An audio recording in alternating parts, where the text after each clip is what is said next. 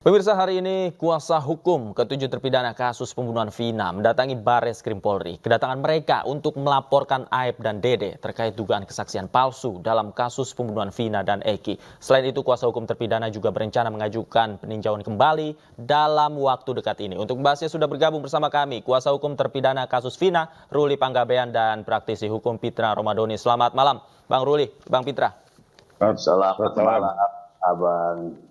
Baik, saya ke Bang Ruli terlebih dahulu. Bang Ruli, tadi hasilnya seperti apa? Tadi kami memantau ya dari siang juga sudah agak lama di Barreskrim. Hasilnya seperti apa tadi? Ya, alhamdulillah memang hari ini kita mengadakan laporan polisi terhadap Aep dan Dede, dan alhamdulillah diterima oleh Barreskrim beserta dengan bukti-bukti yang kami sampaikan. Sekarang ini kita tinggal tunggu saja bagaimana sikap atau tindakan kepolisian dalam hal ini, apakah mengadakan penyelidikan dulu atau bagaimana, ya kami serahkan saja supaya tidak ada fitnah-fitnah lagi lah. Sudahlah, kita serahkan aja pada penyidik hal-hal yang kita tidak sepakati supaya jelas semuanya gitu, hitam, putih, dan lain sebagainya. Itu yang pertama. Yang kedua, buat kami ini adalah bagian daripada pengumpulan bukti-bukti kami untuk kami dalam menyusun PK atau peninjauan kembali nanti. Ya, kita lihat saja nanti apakah ini terbukti atau tidak. Gitu. Kira-kira itu yang bisa saya sampaikan pada awalnya. Terima kasih. Oke, tadi juga membawa turut serta barang bukti. Apa saja barang bukti yang dibawa? Ya, tentu saja yang kita bawa selain putusan pengadilan juga berita acara Aep yang berisi yang di bawah sumpah.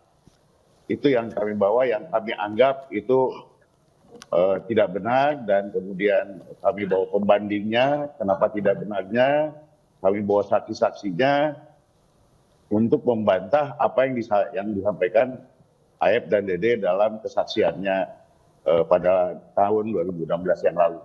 Begitu.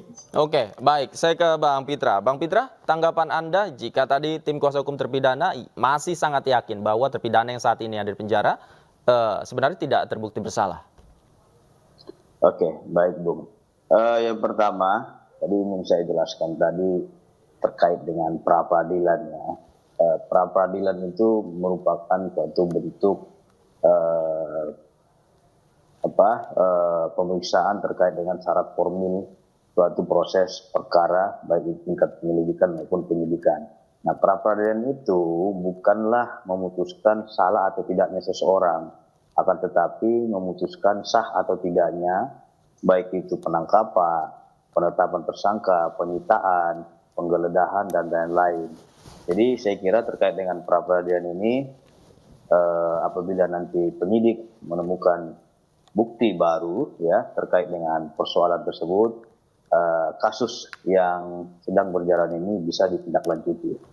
Terus mengenai laporan polisi yang dilakukan oleh rekan kita dari terpidana, saya kira itu adalah konstitusional dan itu merupakan upaya hukum yang dijamin oleh undang-undang. Tentunya tinggal pembuktiannya, apakah saudara Aep ataupun saudara Dede yang dituduhkan itu sumpah palsunya di mana, keterangannya seperti apa, yang itu nanti akan dibuktikan dan diserahkan kepada penyidik. Saya kira sebagaimana di dalam pasal 242 KUHP dan pasal 174 KUHP, sumpah palsu ataupun kesaksian palsu ini apabila seseorang tersebut telah diambil sumpahnya oleh pengadilan dan memberikan keterangan yang tidak benar atas yang ia ketahui ataupun ia saksikan maupun ia alami sendiri. Tinggal nanti bagaimana pelapor ya mendalilkan ataupun membuktikan tuduhan yang dituduhkan kepada terlapor ini. Saya kira begitu, Bang. Oke, baik. Nah, Bang Ruli, tadi dikatakan sumpah palsu sebenarnya ketika dilakukan di bawah sumpah di pengadilan. Nah, kalau dari Anda yakin bahwa keterangan yang disampaikan oleh Aep dan Dede ini palsu ketika di pengadilan atau disampaikan pada penyidik? Yang kami maksud adalah dia menyampaikan itu waktu dia membuat BAP. Oke. Jadi di hadapan penyidik. Gitu. Jadi itu yang kami laporkan. Karena saksi-saksi lain ketika itu tidak disumpah, tapi dia disumpah pada waktu itu. Jadi kami punya kesimpulan kenapa dia disumpah, ya mungkin dia, dan faktanya memang waktu di persidangan kita lihat Aep dan Dede ini nggak hadir, begitu. Oke, artinya pada saat itu Anda berkeyakinan keterangan Aep di bawah sumpah juga ya? Dan itu masuk dalam pasal yang tadi disebutkan oleh Bang Pitra? Iya betul. Iya kan begini, orang itu bersaksi di pengadilan. Biasanya di pengadilan disumpah, baru dia memberikan kesaksian. Tapi agak unik mengenai saudara Aep dan Dede ini. Dia disumpahnya di depan penyidik ketika membuat BAP. Sehingga BAP itulah yang kemudian dibacakan atau dijadikan acuan oleh hakim dalam dalam memeriksa perkara itu. Gitu. Jadi kami beranggapan karena ketidakhadiran mereka di persidangan itu disebabkan karena dia sudah disumpah pada waktu dia membuat BAP. Nah, kebetulan isi BAP-nya lah yang kami permasalahkan. Begitu. Oke, baik. Silakan Bang Pitra, tanggapan Anda.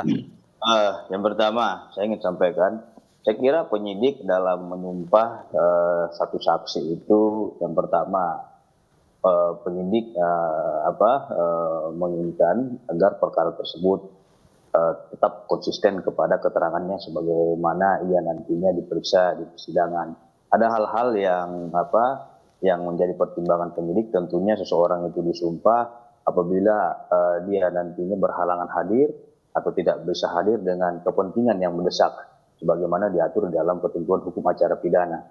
Nah, di dalam ketentuan hukum acara pidana kita, apabila seseorang itu berhalangan hadir dalam keadaan mendesak, itu dibacakan oleh jaksa penuntut umum sepanjang ia sudah disumpah di hadapan penyidik. Itu sah-sah saja. Artinya berita acara pemeriksaan yang dibacakan oleh jaksa penuntut umum dan telah diambil sumpahnya pada waktu pemeriksaan sesuai dengan ketentuan hukum acara pidana kita itu sah sebagai keterangan saksi di bawah sumpah.